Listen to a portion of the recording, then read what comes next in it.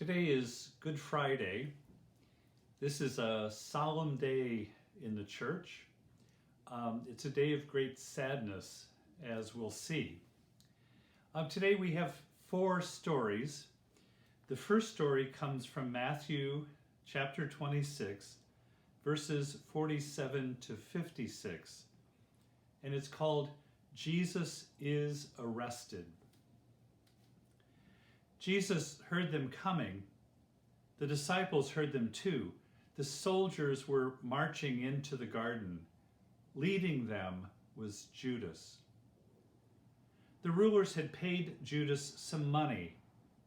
"Help us to catch Jesus," they said. "We must do it when there aren't many people around. His friends might try to stop us." "I know a quiet garden where Jesus and his friends go at night," said Judas. "I will lead the soldiers there. It will be dark and hard to see. I will go and kiss Jesus so the soldiers know who to catch." "Who are you looking for?" Jesus called to the soldiers. "If you're looking for me, then let my friends go." Judas came right up to Jesus. "Hello, teacher," he said, and he gave Jesus a kiss. "Judas," said Jesus, "you helped the soldiers catch me by giving me a kiss?" Then the soldiers grabbed Jesus. Peter had a sword and he wanted to fight the soldiers. But Jesus said, "No, Peter, put your sword away. People who kill will be killed themselves. This terrible thing has to happen." Then Jesus said to the soldiers, "I was in the temple every day. Why didn't you come and get me there? I don't have any army. I don't even have a sword. Why do you come with all these swords and clubs?" The soldiers didn't say anything. Judas didn't say anything. They just tied Jesus' hands behind him and took him away. All the disciples ran away, even Peter. And the next story comes from Matthew chapter 26, verse 58 and 69 through 75. The story is called "I Don't Know Him." Peter ran away when they arrested Jesus, but then Peter turned around and started following. Peter felt afraid and brave at the same time. "I will find a way to save Jesus from the soldiers," he thought. But he was afraid to try anything. The soldiers took Jesus into a palace. There they yelled at him and hit him and asked him questions. Outside of the palace, some people had a campfire. It was very late at night and Peter was very cold. He went to the fire to get warm. A girl looked at Peter. "Aren't you one of Jesus' friends?" she asked. I don't know what you're talking about," said Peter, and he turned his back to the girl. Then another one of the people looked at Peter. "Hey, you were with Jesus." "I don't know him," shouted Peter. It was very cold. Peter could see a little bit of light in the sky. It would soon be morning. The people standing around the fire could see each other better. Some of them were looking at Peter. "Sure is cold out here," said Peter. He was trying to be friendly. "You talk just like Jesus talks," said one of them. "You must be one of his friends." "I am not," Peter screamed. "I don't know him. I've never heard of him. I'm not his friend." Just then Peter heard the rooster crow. Peter remembered.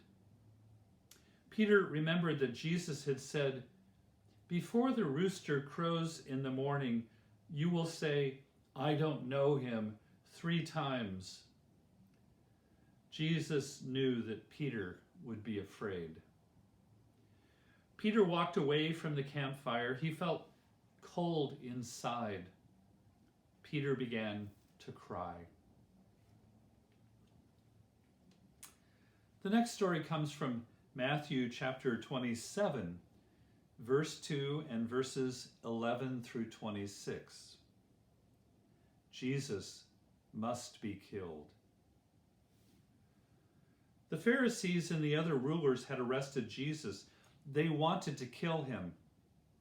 They took Jesus to the man who was in charge of the whole country. His name was Pilate. He was from another country called Rome. Only Pilate could have people killed. "Why do you want me to kill Jesus?" Pilate asked. "Because Jesus says he is the Messiah," said the rulers. "A Messiah is like a king. If Jesus is a king, then we should obey him instead of you." Pilate decided to talk to Jesus himself. "Are you a king?" he asked. "Why do you ask that?" said Jesus. "Did those other rulers tell you I was a king?" "Well, are you?" Pilate asked. "In a way, I am a king," said Jesus, "but I'm not the kind of king who wants to be powerful. I'm not the kind of king who has an army." "Then how are you a king?" asked Pilate. "I've come to show people how to live in God's way. That's why I was born. I want people to know what is true and what is good. Those who want to know what is true, listen to me. They will not always obey you and the other rulers." Pilate thought about it for a long time. He thought about what Jesus had said. Then Pilate went back to the rulers. "I don't think he's done anything so bad that we need to kill him." "No, no," cried the rulers. "Jesus must be killed." The rulers had gone all around Jerusalem and brought crowds to Pilate's palace, and some of the people had watched Jesus ride into Jerusalem on a donkey. They had shouted, "Hosanna!" Now the rulers wanted the crowd to help get Jesus killed, so when Pilate came to the door of his palace, they all yelled, "Kill him! Kill him! Kill him!" "But why?" said Pilate. The crowd just kept yelling, "Kill him! Kill him! Kill him!" Pilate thought, maybe if I punish Jesus, that will make the crowd and the rulers happy. So Pilate told the soldiers to hit Jesus. The soldiers hit Jesus with sticks until he was bleeding. They teased him and dressed him up like a king. They put a crown on Jesus' head. It was a crown made of thorns that hurt his head. Then the soldiers laughed at Jesus. "Look at our wonderful king," they yelled. Pilate told the crowd and the rulers what he had done, but they still kept yelling, "Kill him! Kill him! Kill him!" So Pilate went to talk to Jesus again. "Who are you really? Don't you know that I have the power to kill you?" "You have no power except the power that God has given you," said Jesus. Pilate shook his head. He was afraid of all those people. So he said to the rulers, "Here is your king. Do what you want with him. Kill Jesus if you want." Then Pilate took a basin of water. He washed his hands so that everyone could see what he was doing. "Look," Pilate yelled, "my hands are clean. It is not my fault that Jesus is going to die." And then a story from Matthew chapter 27, verses 31 through 56. Jesus is killed. The soldiers teased Jesus. They beat Jesus. Then the rulers of Jerusalem said to the soldiers, "Take him out and kill him." The soldiers had a cross. The cross was made of two very heavy pieces of wood. It was a very cruel way to kill people. To make it even worse, the soldiers said to Jesus, "You carry the cross."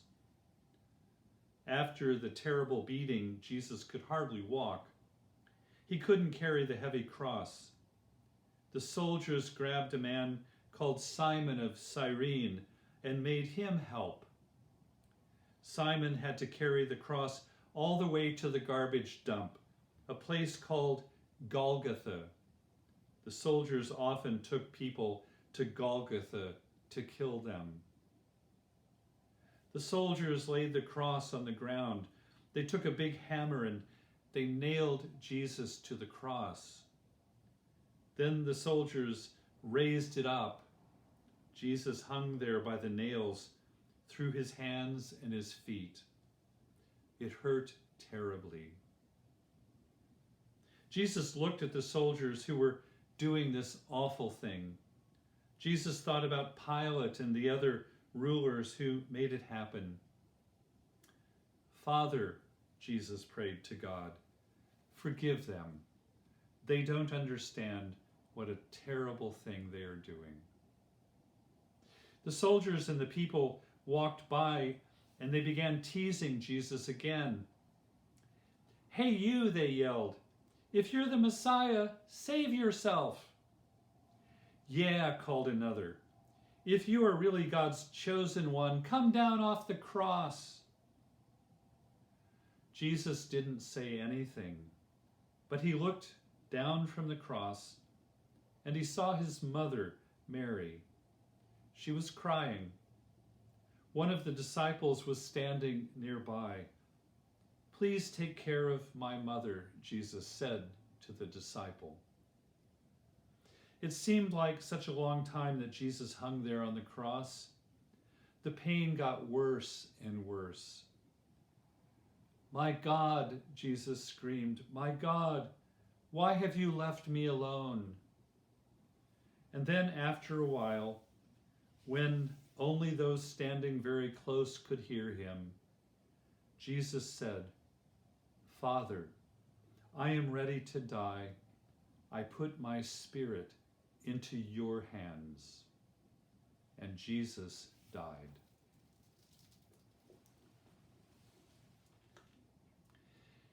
There are no stories for Saturday, but come back on Sunday and let's find out what happened next.